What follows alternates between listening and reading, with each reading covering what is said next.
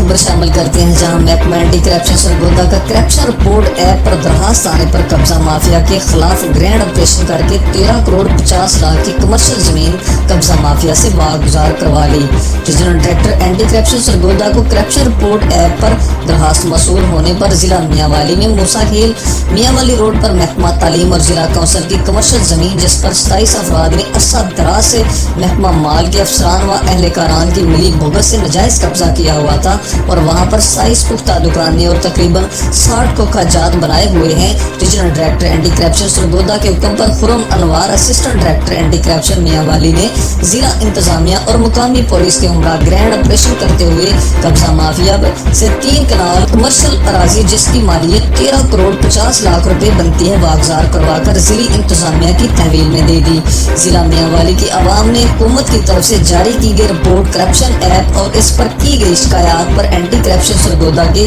फौरी एक्शन पर भरपूर सराहा है और उम्मीद की है कि महकमा anti corruption report corruption app पर आने वाली शिकायत पर इसी तरह फौरी एक्शन लेता रहेगा। Report Shamsher Hussain शराजी, deputy bureau chief Sargodha.